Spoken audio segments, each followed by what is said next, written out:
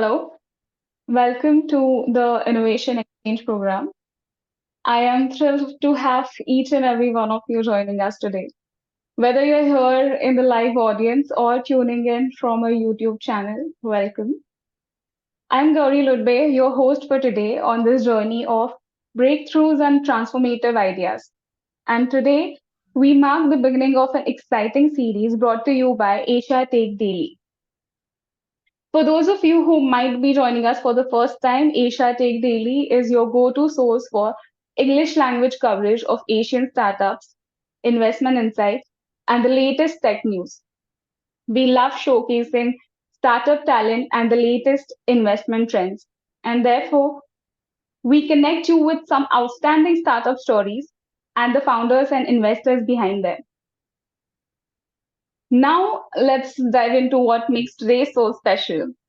Innovation Exchange Program. It's not just an event, it's a platform for founders and startup enthusiasts where they meet with some of the most esteemed investors globally. Imagine this as a digital crossroads where possibilities collide, ideas ignite, and journeys unfold. And speaking of esteemed investors, our inaugural guest needs no introduction in the world of venture capital, but let me give you some interesting insights. Ladies and gentlemen, it's not every day that we have the privilege of welcoming a true impact maker. Shortly after earning her master's degree in entrepreneurship from USC, she made waves by becoming one of the youngest individuals to grace the cover of Forbes. As a disruptor in venture capital and an advocate for diversity, equity, and inclusion, she's a sought after speaker, sharing her insights on prestigious platforms globally. She has received accolades including Entrepreneur Magazine's 100 Most Powerful Women, VC Journal's 2023 Rising Stars, and the Singapore 100 Women in Tech. In 2015, she co-founded her venture capital firm SoGal Ventures to support diverse founders from around the world. Today, SoGal Ventures has an impressive portfolio with investments in over 150 startups globally, including the early stage backing of five unicorns. Her investment focus revolves around the future of living, working, and staying healthy. She particularly loves translating tech and science innovations into consumer grade products and experience that cater to the diverse needs of different demographics.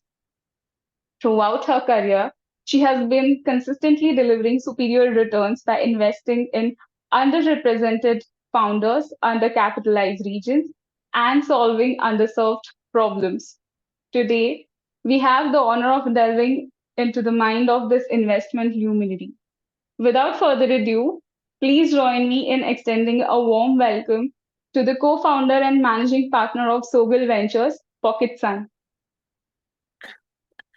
Hi, everyone. Very happy to be here. And thanks so much for the introduction. It's so long.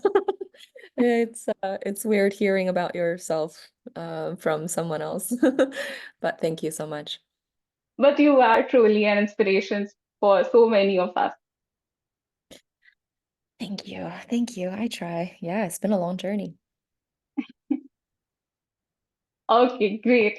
Pocket, it's honor to have you today. And so for audience, we have this event in four different segments. In the first segment, we'll have a formal interview. In the second segment, we'll get to hear some interesting insights from Pocket about her investments in some of her startups. In third segment, we have some fun questions coming her way. So stay tuned for that. And fourth segment, which is an interactive segment, you can ask questions to Pockets and she'll try her best to answer them. Yes, So I shall we love it. start? Yes, I love it when it's interactive. So feel free to leave questions in the chat. I'd love to see what's on your mind, what brought you here, where you're tuning in from, so that I'm not just like talking to a screen. So yeah, feel free to engage. For sure. Uh, so let's start. Profits. I would like to take you back around 2015. Could you share with us what motivated you to start SoGal Ventures and address the gender gap in funding? Yeah, so back in 2015, I was still a student. I was at my master's degree, pursuing the studies of entrepreneurship and innovation. And it was through the program and that process that made me really fascinated by the world of startups. But very quickly, it was very obvious that I was always one of the only women there. I was always one of the only Asians there in Los Angeles, which is supposed to be a very diverse and fun, colorful, inclusive place. But um, so yeah, so the I guess the isolation I felt made me want to start something different, something that could bring people together to learn about the world of startups, to talk about their ambitions without feeling they're out of place. So that was the original, I guess, reason why I wanted to start SoGal first as a community. And in that process, we started to see like hundreds and hundreds of women like coming through our events and getting matched with mentors and competing for prizes at our hackathons. And it just became so obvious that they all needed money to grow. And at the time, there was no one really providing that funding. So it became a natural, I guess, question in my head, like, how do I help these women in my community to support, to get funding to support their business? Um, so yeah, and then I turned on my entrepreneurial brain, like, how do I solve this problem? Because no one is doing it in the market. So it's not like I could play just, and what's the word? I can't be just an accessory. Like I need to be the source of funding. So yeah, so then I thought, maybe I should start a venture capital fund, which is a really crazy idea at the time. And I was only 24, 23 when I had that idea. So it was just really crazy to I guess turn that into reality. Um, but I was also really motivated by the fact that only 2.2% of venture capital funding went to women entrepreneurs. And today, like I think as of the end of last year, the number actually dropped to 1.8%. So the problem I set out to solve 10 years ago is still really valid and alive today. So that's, how I keep going. And it's a mission that I think I'll have to spend decades of my life trying to solve because it's not something that could be solved overnight. So yeah, that was the or original reason why I started. Like you said, it does not happen overnight. It's a journey. Could you paint a picture of what it was like working with female entrepreneurs back then? What were some of the challenges they faced, particularly in terms of financial understanding and support? Hmm. Yeah, I think from then to now, the overall environment for women entrepreneurs has improved somewhat. Um, but at the same time, the actual fundraising result and experience has not been improved that much. So what I mean by that is back then, like in 2014, 2015, I would hear about these horror stories of women pitching their businesses to a boardroom full of men, and they would walk in and being questioned about, when do you plan to have kids? Like, does your husband or your parents support you doing this startup? Um, or like do you don't you want to have a male co-founder, um and like women could be ignored or sidelined at trade shows, exhibitions. Like a female CEO standing at her booth will be seen as what is it, like a person that's hired for that day just to staff the booth versus a guy who might be hired for the day to staff the booth might be seen as the CEO automatically. So you would hear about these things, back then quite a bit. I think these things have like, I guess, slowly moved away, or at least I hope for most women, they don't have to experience this kind of very surface level, blatant kind of sexism. But still, I think the power dynamics and also the imbalance of gender still shows up in the fundraising experience for women entrepreneurs and also other kinds of, underrepresented founders. So maybe you could be, a person of color. It could be that you're from a geography that is not usually getting venture capital funding. So for example, if you're from Minnesota versus if you're, in Silicon Valley, I feel like your fundraising experience will be pretty different. Um, Also, if you are, raising for something that is a problem you feel very connected to, but maybe, the Silicon Valley average VC might not have a connection to that problem, then you will have a harder fundraising experience. So I feel that to some extent things have gotten better, but um, I think women in general and minority founders in general are still raising money um, in a longer period of time. So maybe like white guys take 3 days and you take 3 months, or 1.5 years. And if some really confident, tech white guy could raise 3 million very quickly. Maybe, after a year, you only raise 1 million or 500K, right? So these are the kind of realities that I see still 10 years after founding SoGal. Um, I think you spoke about your co-founder not being a male investor, Elizabeth Galbert.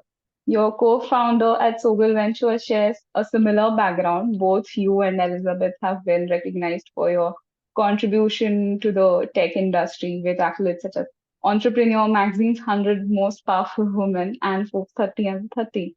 Your vision is similar to supporting underrepresented founders and driving diversity and inclusion in the tech industry.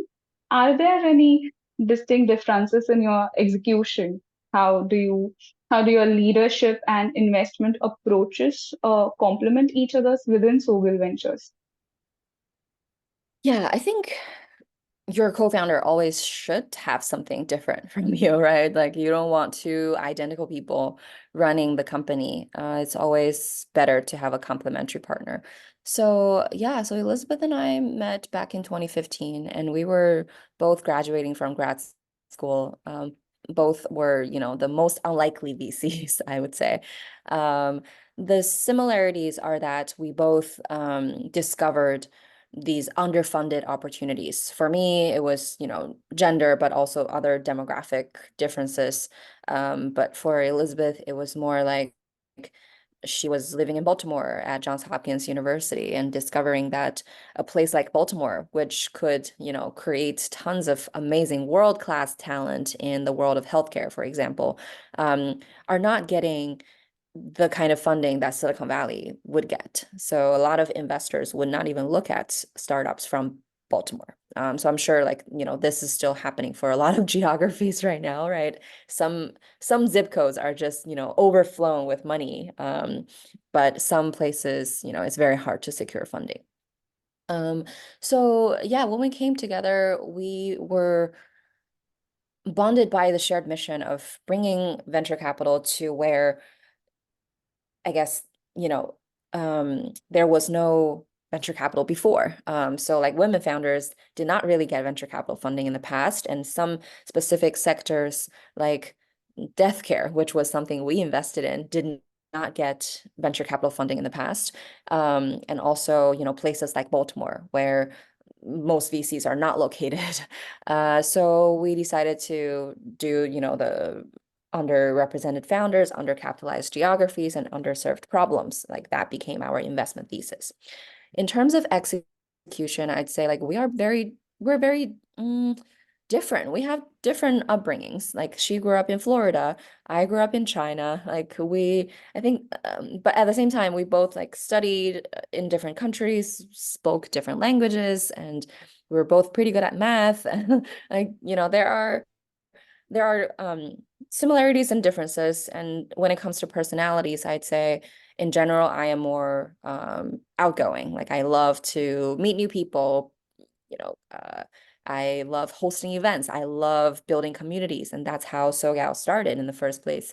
Elizabeth is more introverted, so socializing, I guess, takes away her energy versus, facing other people, like even in a big group setting, sometimes gives me a lot of energy. So I think that's a main difference. And also, when it comes to knowledge and expertise, I think we bring different things to the table. Elizabeth is a healthcare expert. She was trained in design. She did management consulting for a lot of conglomerates in the past, versus I think what I bring to the table is I am more of a visionary person. Like I like to see the big picture. I love to connect the dots between society, culture, even like um these like bigger invisible things into the world of investments.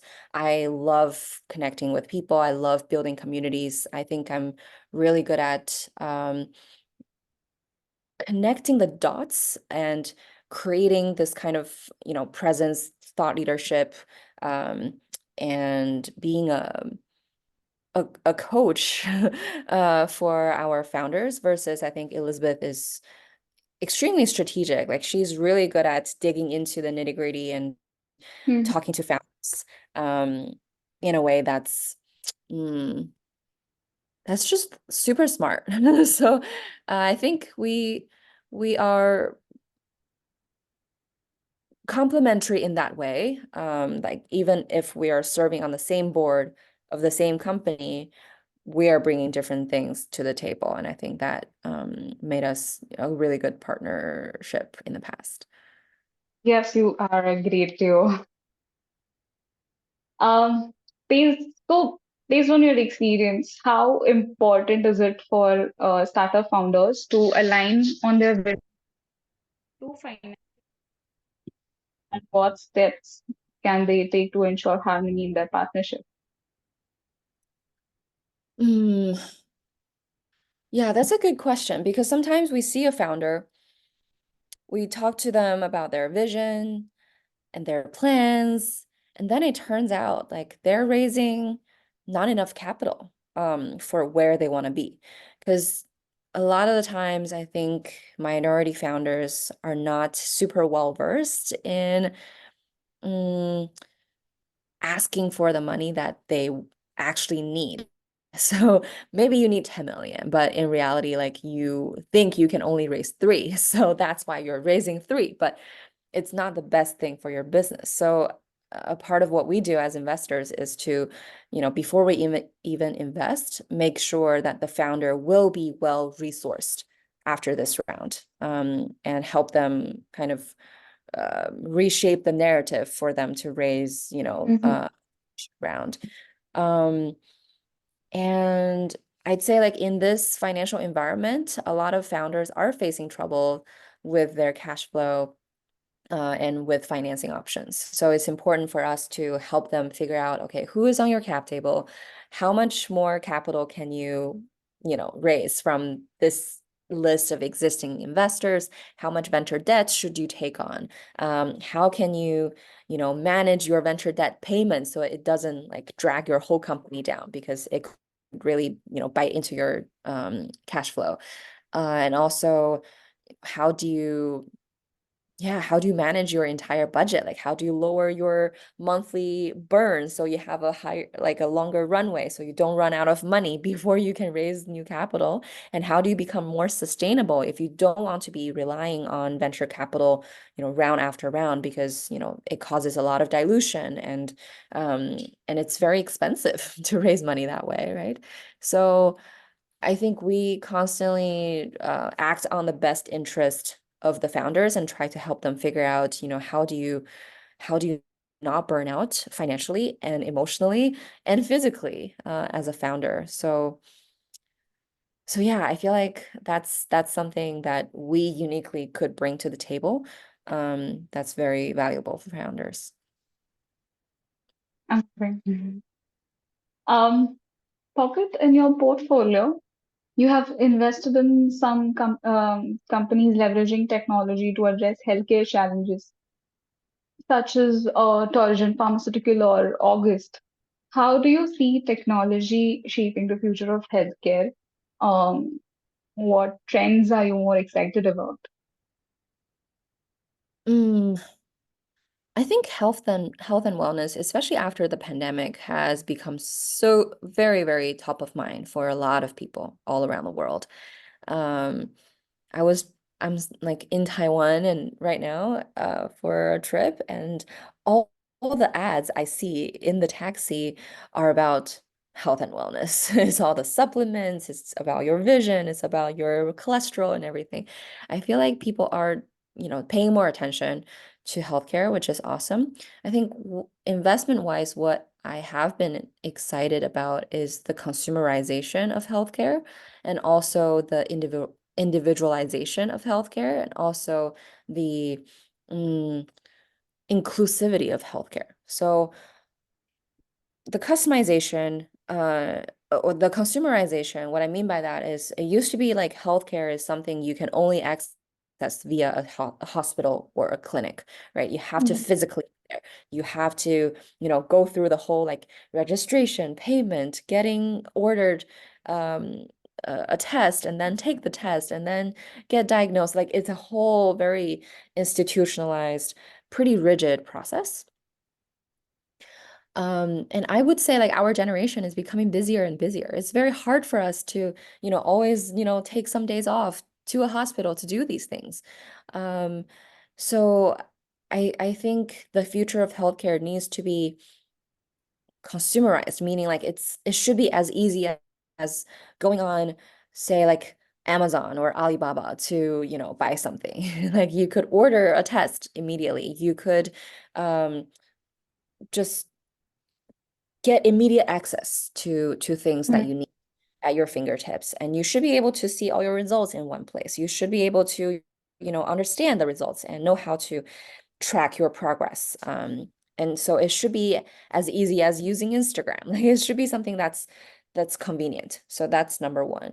Number two is the individualization of healthcare, and what I mean by that is it used to be like, for example, if I'm taking some pills, right? Like everyone has the same recommended dosage. If you're an adult, take this much. If you're a kid, like take this much. But when it comes to adults, like, it comes in all different shapes and sizes. Like we have, different pre-existing conditions. Like we could be under very different circumstances, but we're prescribed the same thing. So I think to a large extent, medicine and healthcare in general are not really personalized.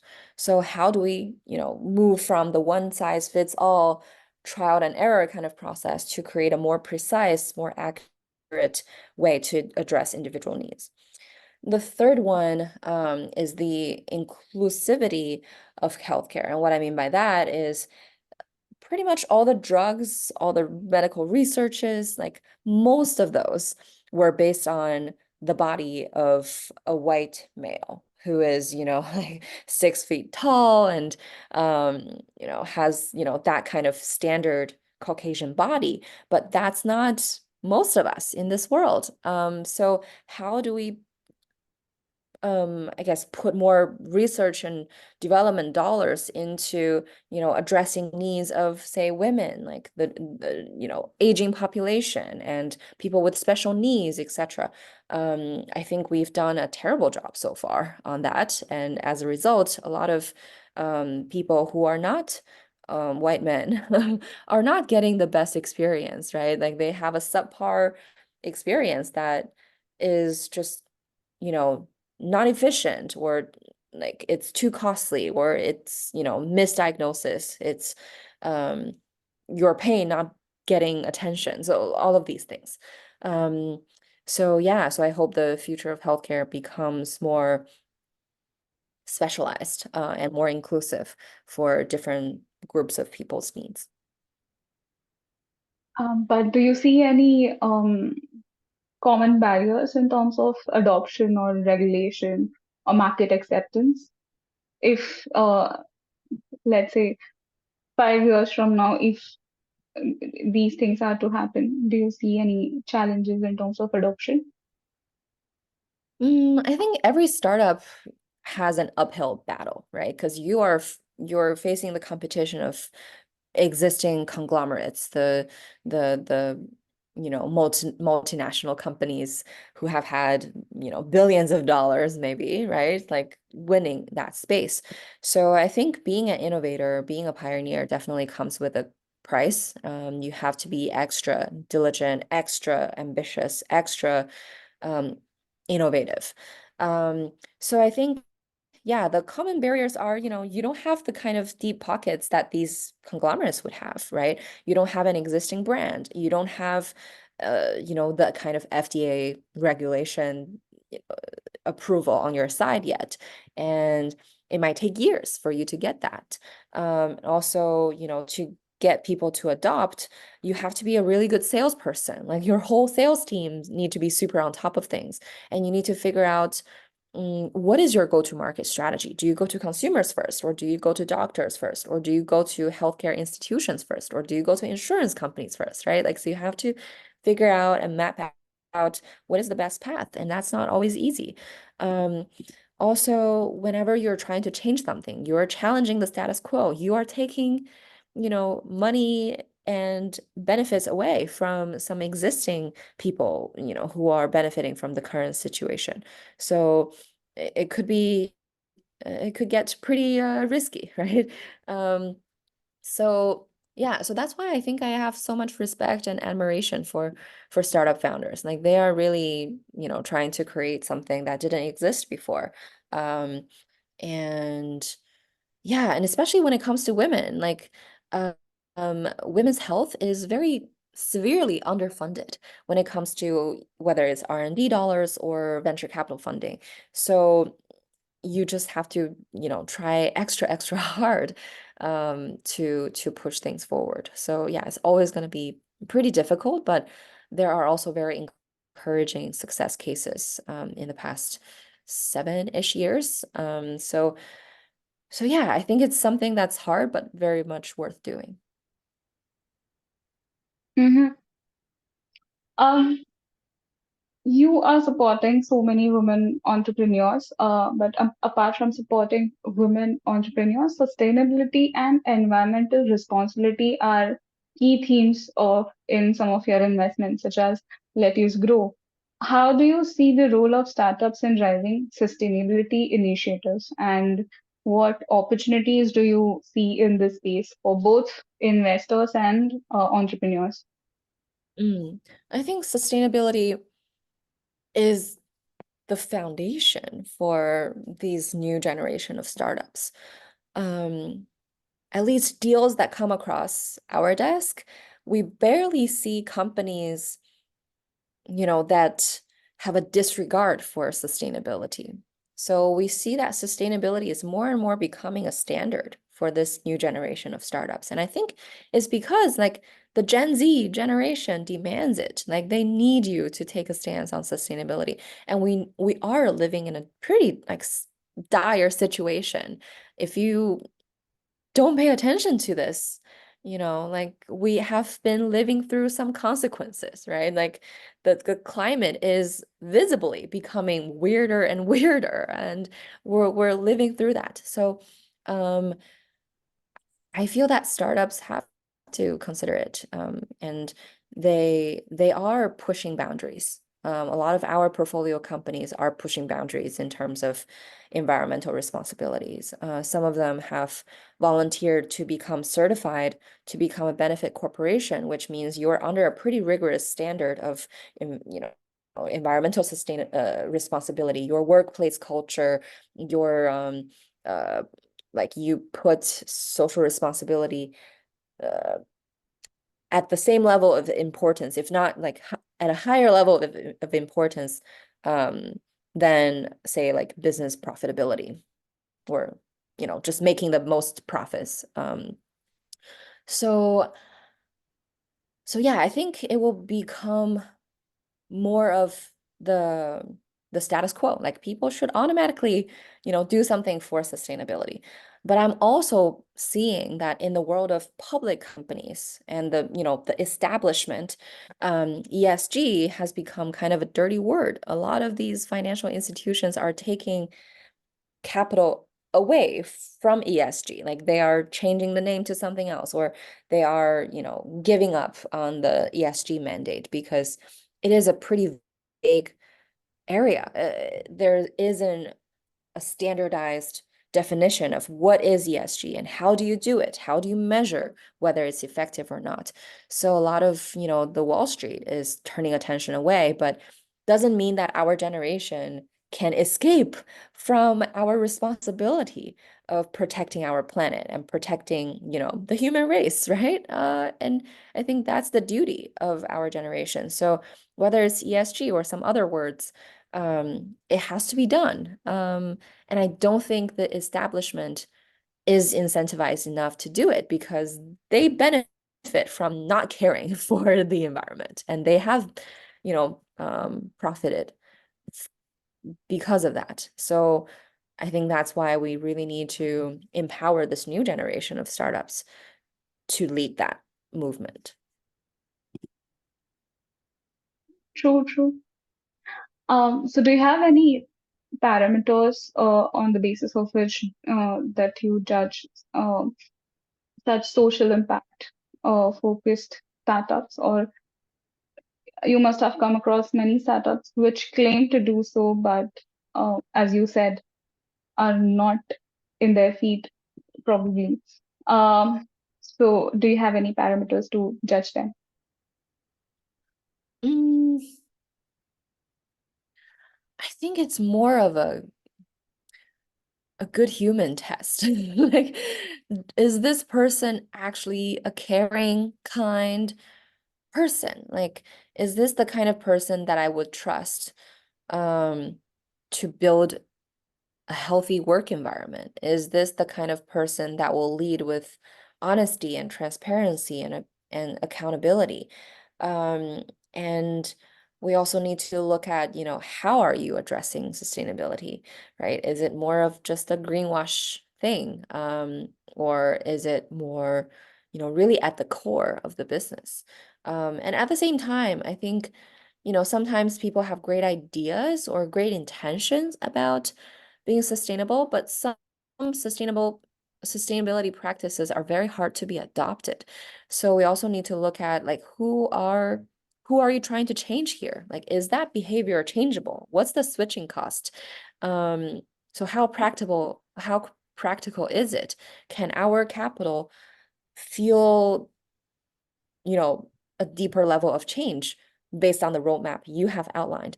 Or is it that, it could be a good idea on paper, but it's not going to get done, right? The government might not approve, or the conglomerates will not sign up for this, right? So you have to consider, is this feasible, and is it scalable? And is it something that we could really add value to? Amazing. Um, Thank you so much for answering all those questions. Now we let's move to a second segment, behind the investment, because we would love to know more about your investments. So in this segment, we'll look at the fascinating stories behind some of the investments made by SoGal Ventures.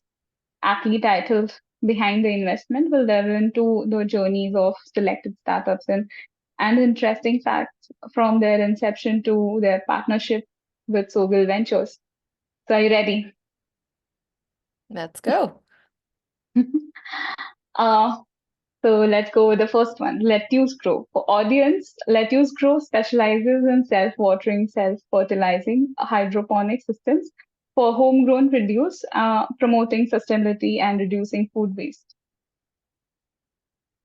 Yeah, so Let Us Grow is actually co-founded by a Hollywood actress, Zoe Deschanel. I don't know if you oh, you have watched, say, like 500 Days of Summer or the show called New Girl, like she's a star. And this company was co-founded by her and her ex-husband, Jacob. Um, and the idea actually came when Zoe became pregnant. She realized, she became more aware of what she's eating every day. And turns out, like all the vegetables, like, when you start looking into it, it's kind of a sketchy picture. Like the produce, gets farmed and then it gets transported and it gets, distributed through supermarkets and whatnot.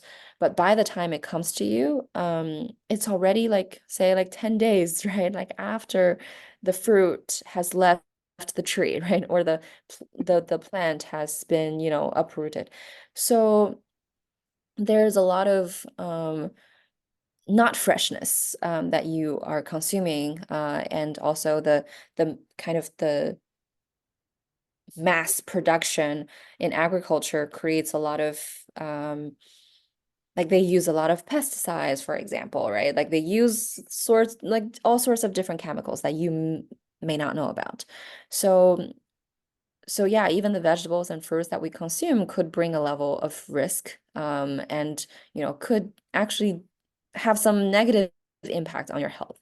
So that's how the idea came about. They decided to create this beautiful device that you can use at home to grow your own vegetables. And they, by using hydroponics technology, like they're able to help you like produce and harvest your own uh, veggies within just 3 to 4 months. And also it's super friendly for people who are not good at growing stuff like me.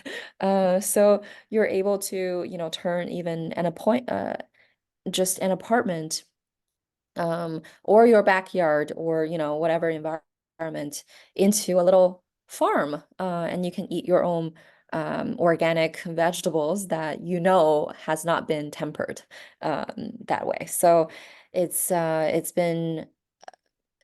become very popular amongst people who are conscious about health and want to eat more like, I guess, more organic produce, and especially with families that have kids, because kids love, seeing the plants grow, and also being able to eat what you grow in a pretty time like short time frame. That's been super attractive, and they also are selling you seedlings. So not only you have this beautiful device, but you can also subscribe to different seedlings of different like um what is it, like vegetables, fruits, and spices, and like different ingredients that you need for your dinner table. You can grow pretty much like most of it at home, so it makes it super fun. And yeah, so if you're in the US or have friends in the US, highly recommend that you try it out. Would would love to, surely. And we would love to get some insights into what went into pitching such startups. So you spoke about kids. And now the next startup that I have chosen is Love Every. Love Every provides curated play kits designed to support babies and toddlers for cognitive, social, and emotional development during their formative years. So, tell me more about Love Every, their pitching, or maybe your decision to invest in the startup. Yeah, we invested in Love Every back in 2017. And it was before they had a website. It was before they had, a final product. It was before they launched anything. So it was pretty much, two co-founders with this concept that they were telling us. And the two founders were serial entrepreneurs. So that's really helpful. Like when you have two really seasoned operators at the table who have had successful exits in the past. Um, and the two of them really deployed the concept of design thinking to a pretty like great level. So they were, because they do baby toys. So what they're doing is to turn the the very advanced, cutting edge kind of scientific research and studies that have been done at these, top tier institutions, turn those into actual toys that people like the kids can interact with, that families could use. So it's to some extent it's kind of commercialization of research, just but it's for babies' brain development. The two co-founders, they used like about a year to travel around the US and spend a lot of time at people's homes. So these like young families' homes, they would sit there for hours, like just, watch how the babies play with their toys and how parents interact with kids. And, like they would bring prototypes and see, how that would work out in that setting. Um, so they are just,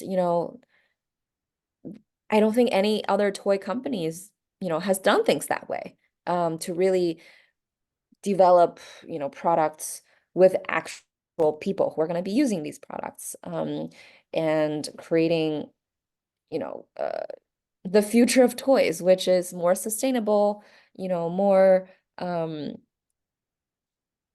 like really well designed, and at the same time creating a sense of peace of mind, for parents who are, super busy, who might be really overwhelmed with all the options of toys, right? And you don't know like when to buy toys again, like when does my kid grow out of certain toys? So I think Love Every with their subscription model really addresses this need, that is huge. So yeah, so I think what motivated us was also the fact that it could save it could save women's time, because women are usually the one that's gonna make these purchasing decisions, and they're the ones that are spending a lot of times with kids. So how do we make their lives easier? How do we make them, not have to think about which one am I going to choose, and am I doing a good job? Am I being a good parent? So Love Every, creates that educational element for parents too, which we thought was very aligned with our thesis. So this company, when we invested, we were the only VC on their cap table. They previously only raised from angel investors. And afterwards, they went on to raise a ton of money, uh, and through like and raised money from really big investors. And now they are doing like over $220 million in annual revenue run rate. They have grown to different markets, including Australia and Europe. They are planning to expand into Singapore and New Zealand. And they have really become a household name, for young parents.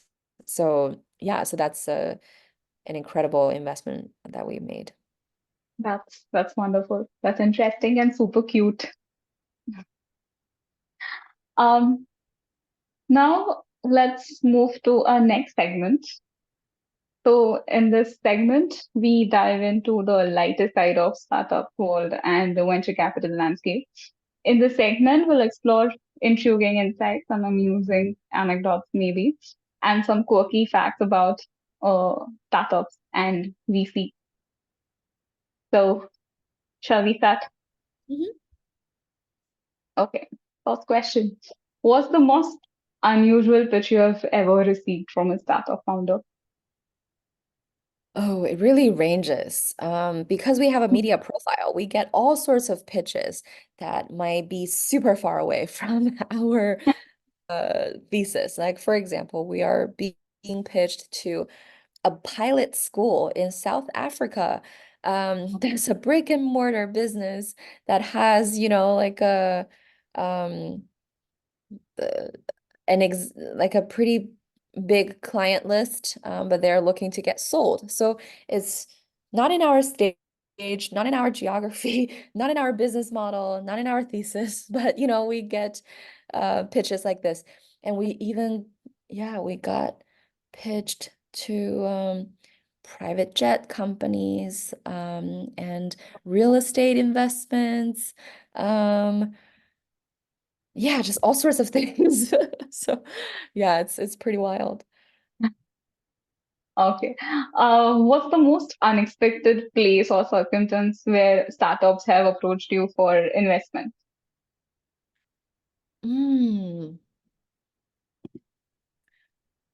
yeah, it happens everywhere. Like, for example, I went to a workshop of a friend's theater play. So there I met a light designer who works on this Oh, play, my friend.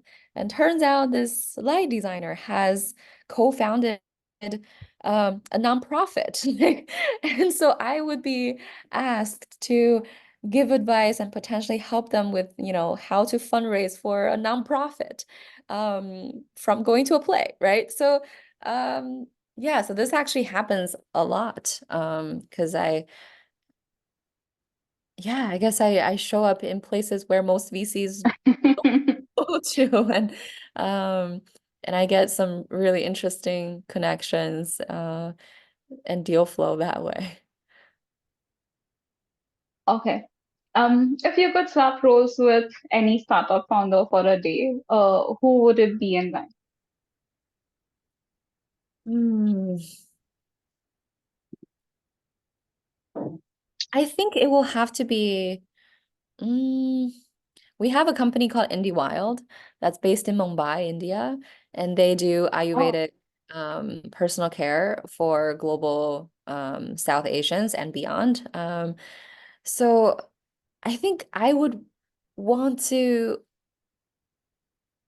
try that out because one, like you get to see the behind the scenes of how products actually get made, and two, this company is incredibly driven by communities. So there's a lot of interactions and engagement from your like following and your, fan base who, rave about your products. And I think that would be super satisfying.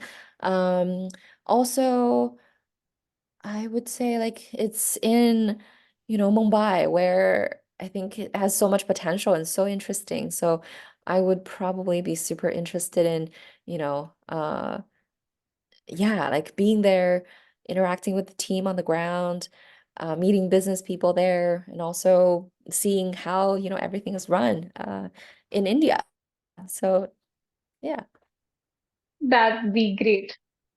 Do meet us whenever you'll come here. Okay. Okay. One last question from this segment is what's the best piece of startup advice you have received so far? Who was it from? Um, I'd say two pieces of advice. Number one is just don't die. Survival is so important, especially in this environment. Um, and so make sure that you could sustain yourself, not just financially, but also you as a person, because sometimes like startup founders get depressed. They have anxiety disorders. They have mental health issues that they face from the stress. So make sure that yeah, don't die. Don't get kidnapped. Don't get, don't get sick. Yeah, maintain good health. Um, and another thing is to really watch your cash flow carefully. There have been numerous cases where startup founders, like budget wrong, or, they have unexpected expenses, and all of a sudden you think you have 9 months of runway, but actually you only have three. And that puts you in a pretty dangerous Mm. situation. And that's when you can turn from a super hot, super, up and coming company into a company that people feel that, oh, there's so much risk associated with this business. And I'm like reconsidering whether I want to continue to put my money there. So yeah, healthy cash flow is everything. Make sure that you're on top of it, your finance people are on top of it. Um, yeah, always watch your cost structure. Okay. Um, I think we are done with this segment, and now let's move to our last segment, which is an interactive session. Um, we have already got some. questions for you, but I'll quickly ask one question which we got from our website, which was submitted to us by our audience.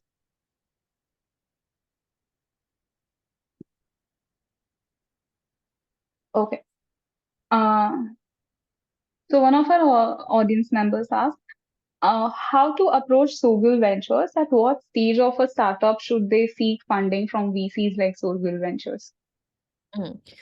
Yeah, so how to approach a VC fund? First of all, figure out um, what this firm invest in. So for example, we invest in pre-seed and seed stage companies. That means, you're probably raising less than $5 million. Your valuation is probably like under 10, 20, $30 million. And you could be pre-launch, like you could be a concept, but if you are just a concept, you have to show that, you are really prepared for the launch, for what's to come, like, and you probably need to have some kind of previous entrepreneurial experience for us to, have more faith in what you're about to do. Um, most of the time we invest in companies that already have a product or already launched something, um, or have received initial traction. So you already have, people who are really excited about your product, or you already have potential like letter of intent from, enterprise customers, or um, like or your roadmap is so appealing that we think, oh yeah, like this is how things should be done, and I understand why you haven't been able to do it yet because you need funding to do it. Um, I would say like when you should approach an invest an investor is whenever, like, because it takes a while for the investor to get to know you. And sometimes, when you're just starting, you could already start building relationships with investors who might, follow your progress for a year before they invest, right? So there's no, you know, I would say like more casually, networking wise, informally, like you should start talking to investors whenever, right away, anytime, right? You should start yesterday. But when it comes to fundraising, ideally you have already, made connections to a lot of investors who have heard of you, or, kind of know what you're working on. And then when you're raising, it's much easier to say like, hey, we're actually raising. Do you want to take a look? Instead of, a very cold first time outreach. Not to say that you can't succeed that way with a cold outreach approach. Um, but it's always better to plant the seeds, when you're not raising. And I would say, like, you probably have heard of this, like, when you don't need money is when people want to give you money. Like, you don't want to raise money when you're desperate for funding. So plan your fundraise ahead of time, Mm. and, socialize the idea with VCs without actually asking them to invest. I think that's a great strategy. Um, Also, it's better to come from a warm referral. So if you have, mutual connections, if you know a founder who has raised money from this firm, or if you know an investor that this firm knows, like always, it's always better to have someone vouch for you. Um, it gets a higher response rate for sure. Um, yeah, and even if you don't know these people who could be mutual connections, you could create mutual connections. So you could say, like, look at SoGal Ventures. They invest in these 40 companies. And this company, I think I could connect with the founder and ask the founder to send in a good word on my behalf. So we have seen founders do that in the past, and we ended up investing in this company that we didn't know of. So if you do your homework right, it's possible to, create a warm connection, even though you previously didn't have Okay. Um, we've got a couple of questions. Many of them would love to know about your investments in the Asian market and regarding your direct investment experience in Asia, have you encountered any significant legal or regulatory challenges? So how was your experience overall in with Asian market? Yeah, I wouldn't say like I could speak for the entire Asian market. I've done a few investments in Asia through the fund and also through my personal like angel investing. I would say like Asia, of course, is a very, very exciting market. But sometimes the challenges are the, I guess, the development stages of that market. So for example, we Mm, invested in a company in Singapore in the past, and it was doing kind of well. Like it was building a great community ecosystem. The business model, makes a lot of mm, sense. Um, and they were doing like 12 million, $15 million in revenue, but then they were not able to raise Series B, which was such a bummer because there were only a few Series B investment firms. And mm, once you talk to a few and get rejected, it's like you run out of options pretty quickly. And that's something that is hard for us as an earlier stage investor to solve. So yeah, and then like for example, I have an investment in Pakistan and I don't know, like besides moral support, what else I could be helpful for, right? Like I could, be a cheerleader for them, but I don't know like who could be the next round of investors for them in Pakistan or beyond. So sometimes I guess, if market is still maturing, is still in development, and there are not a lot of funding sources as mhm, options, it could be challenging. And like for example, I invested in a company in China and it's a consumer product company. And turns out like all of a sudden Chinese VCs, US VCs too, in the past 2 years have decided, oh, we don't like consumer startups anymore. So they pulled funding away to, invest in AI instead. And in that case, it's very hard for me to come up with, okay, like how do you then raise money? And there's no venture debt for a company like that in China versus in the US, there is, that infrastructure in mhm, place. So yeah, so again, like comes down to the lack of options, I think could be a big challenge. It requires the founder to be extra um hustlers to be able to you know survive and not die. So um yeah, but I think Asia has so many interesting markets that are, up and coming. And I will continue to be super bullish on it. And I hope to do more in Asia. Hopefully, like SoGal has, say like a SoGal India fund, or SoGal China fund, a SoGal Southeast Asia fund, a SoGal Japan Korea fund, to really leverage local investors' expertise with our platform. That would be a dream. okay. Um, is it okay if I take a couple of more questions?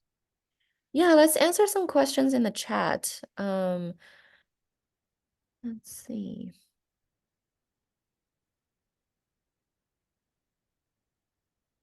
Great questions. What's your biggest success story so far in your journey?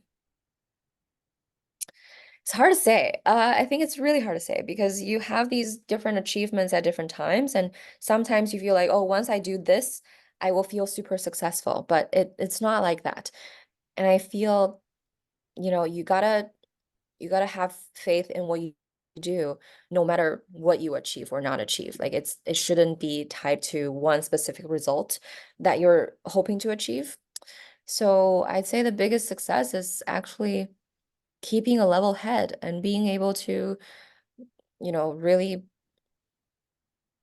mm, be consistent and continue to work on this thing, like no matter what happens, when the markets are down, when the markets are up, when the markets were not ready for us, when markets are ready for us. Like you have to just really go through these shifts in your Mm, environment, being able to keep a positive outlook despite what's the external, telling you.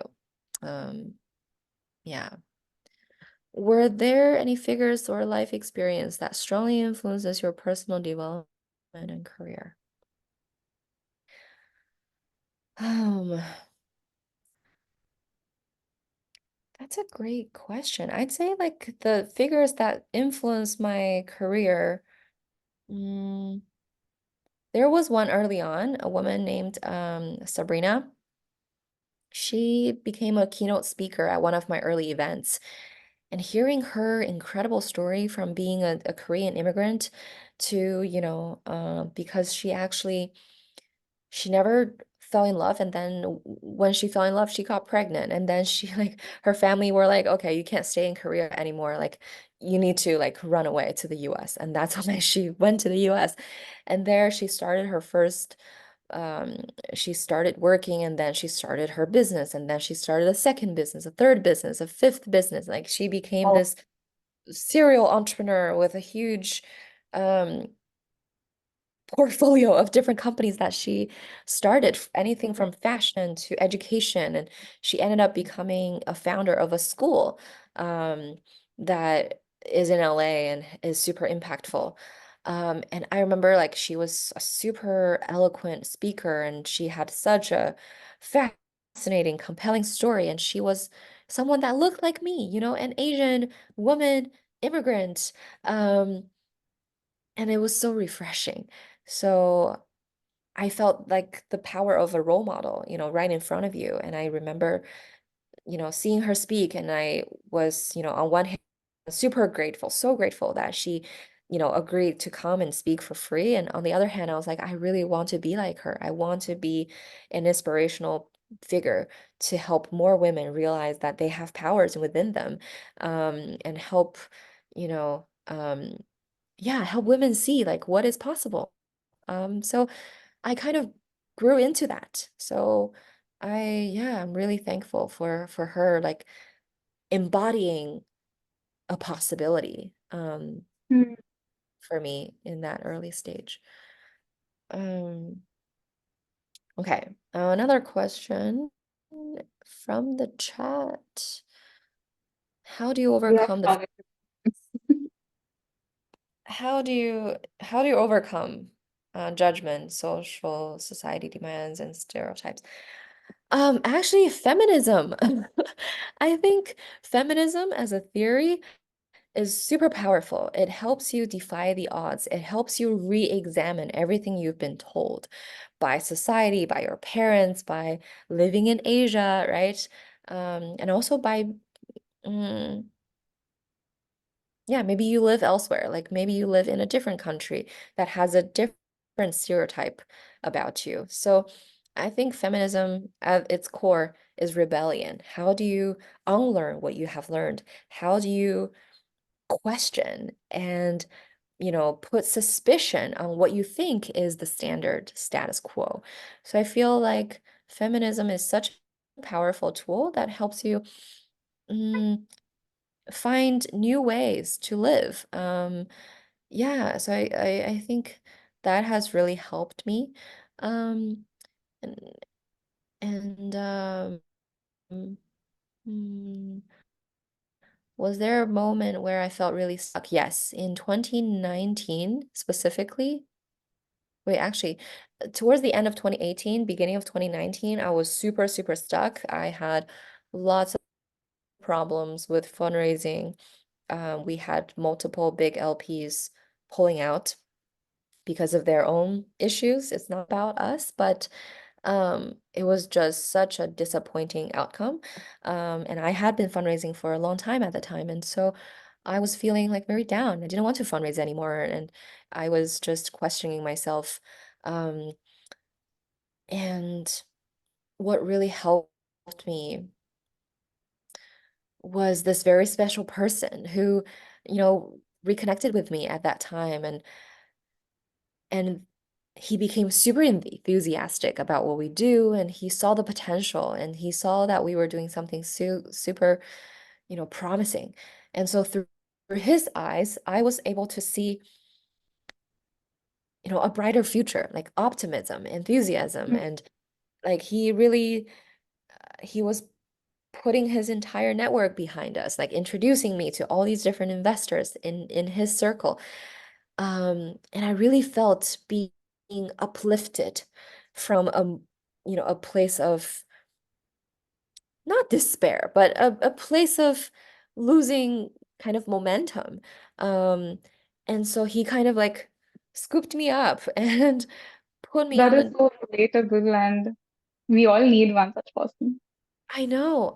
And I feel that, it's the most powerful thing you could do for a person. And I always try to do that for someone else, right? Like, how do you pick someone up when they're not feeling their greatest, when you know that there is Mm. something about them that is special? So, yeah, I encourage you to be that person. Like, be that person for someone else, and it will give you strength to go through these moments as well.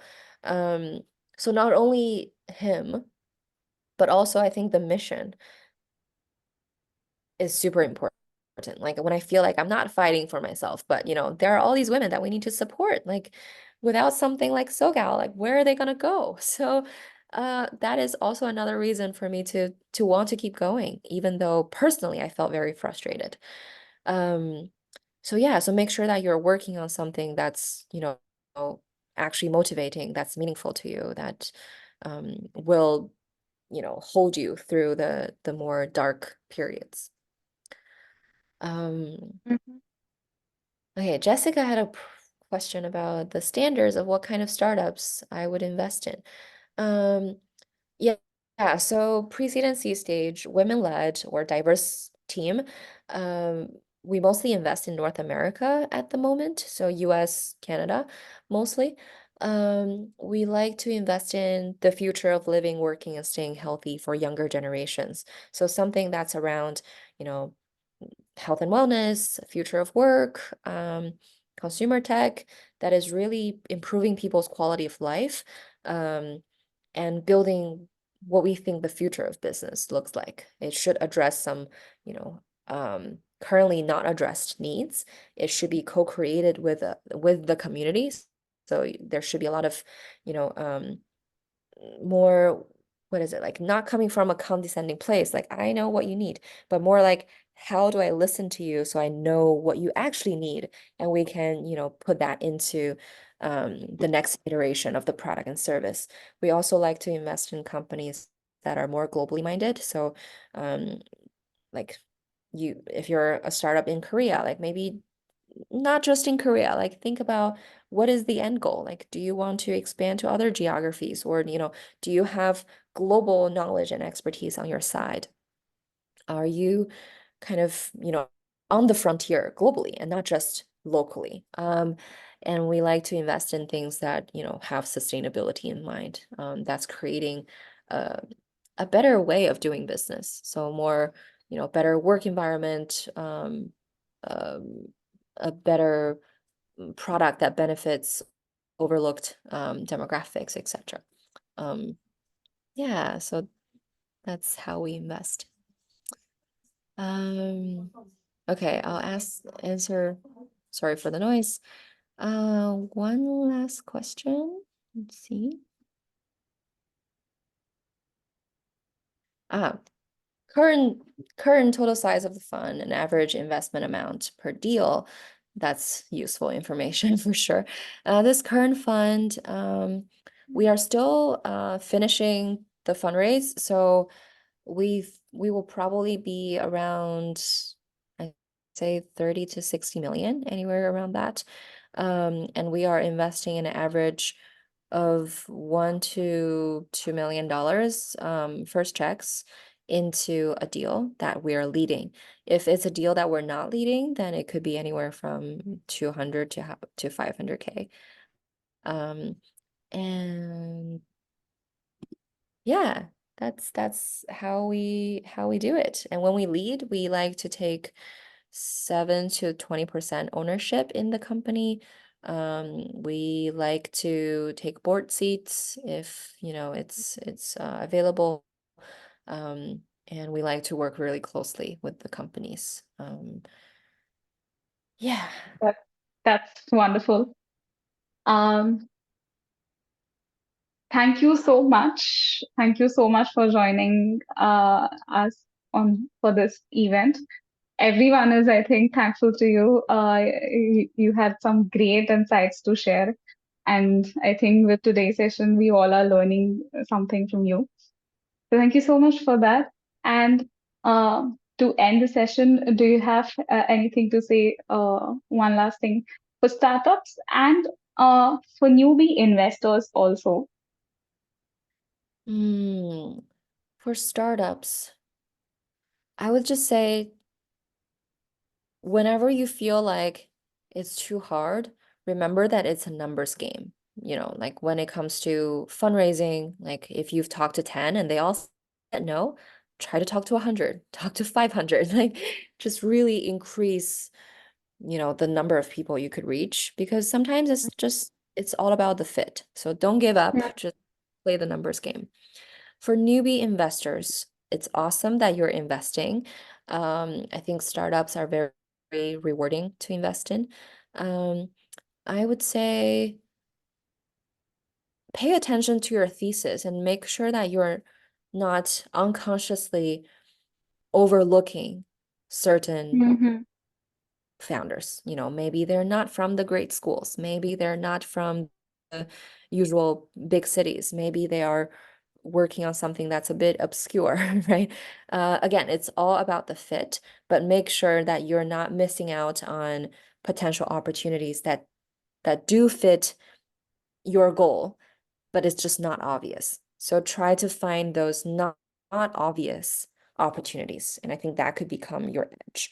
Um, yeah, and just also care about the founders personally, like care about their well-being, care about, are they sleeping? Are they too anxious? What kind of help do they need? Yeah, so be more, I guess, take a more human approach towards them because startup founders should not be seen as just a number. So Very yeah. important. Okay, that's it. Thank you so much. And I would like to thank our audience as well. Thank you for joining us today. For those who are watching us on YouTube, all the startups and references that Pocket mentioned today, will make sure that we link them in the description. Do like, share, and subscribe to Asia Tech Daily. And we'll come up with such more events every month. So stay tuned for that. Thank you so